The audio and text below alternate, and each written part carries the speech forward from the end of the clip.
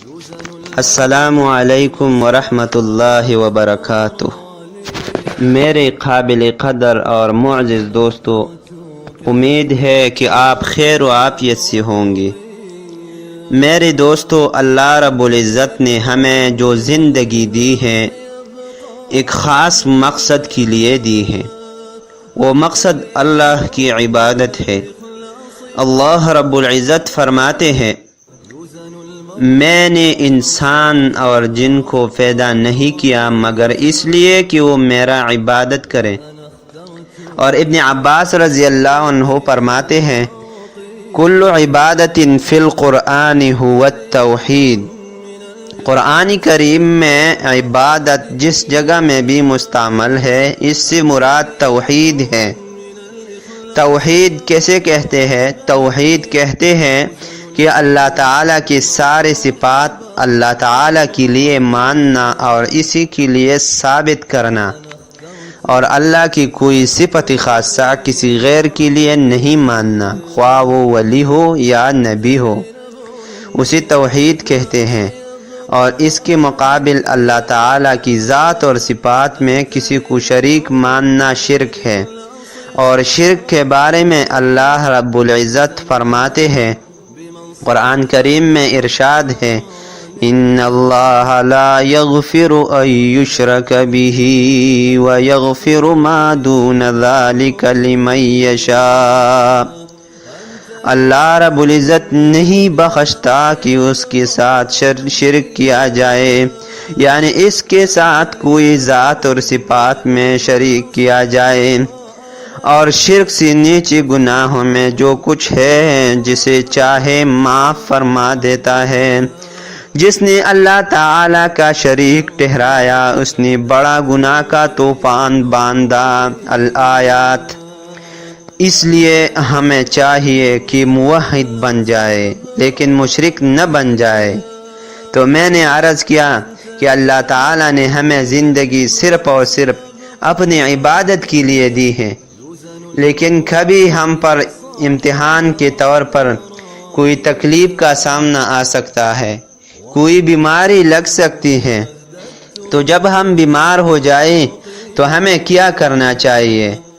تو اس بارے میں 3 کاموں میں سے ایک کرنا چاہیے، جس میں سب سے پہلے اور توکل کا اعلیٰ درجہ یہ ہے کہ کسی کے پاس بھی نہ جائے، بلکہ اللہ تعالیٰ پر توکل کرے کہ یہ بیماری اور تکلیف اللہ تعالیٰ کی طرف سے ہے، اور یہ اس کی طرف سے ہم پر آزمائش ہے۔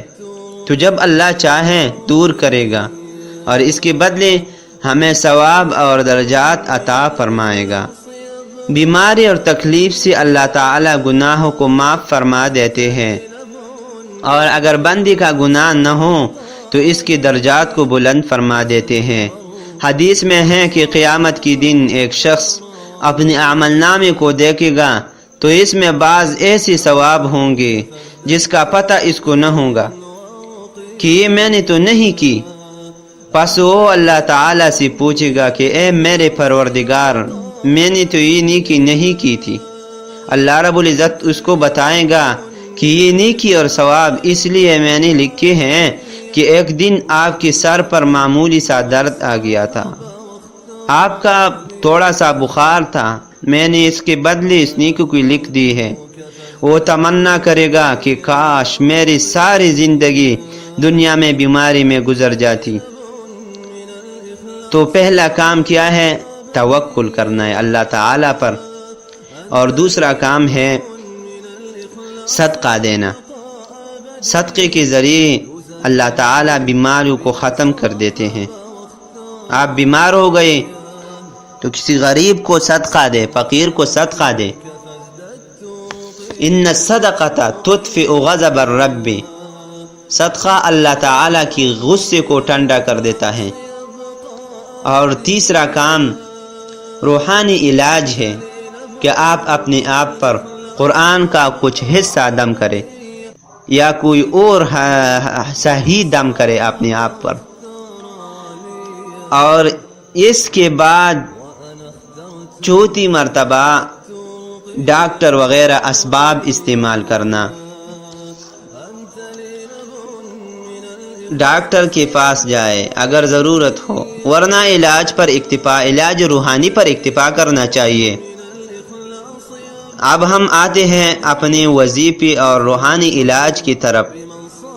اسماء حسنہ میں المجید، ویسے تو تمام اسماء حسنہ کے بہت سے فضائل ہیں۔ ایک حدیث میں ہے کہ جس نے اسماء حسنہ کو زبانی یاد کیا اس کے لیے جنت واجب ہوئی۔ یا مجید، اے بڑے بزرگی و شرافت کے مالک، جو شخص کوئی موذی مرض میں مبتلا ہو، جیسے جذام، کینسر، کرونا بھی اس میں شامل ہے، وغیرہ وغیرہ، اس میں مبتلا ہو تو اس شخص کے لیے چاہیے کہ وہ مہینہ کے 13ویں، 14 اور 15 دن کے روزے رکھے اور افطار کے بعد یا مجید کا ورد کثرت سے کرے اور پانی پر دم کر کے پیے۔ انشاءاللہ اللہ تعالی صحتیابی نصیب فرمائے گا۔ اب ہم آپ سے اجازت لیتے ہیں، آئندہ ویڈیو تک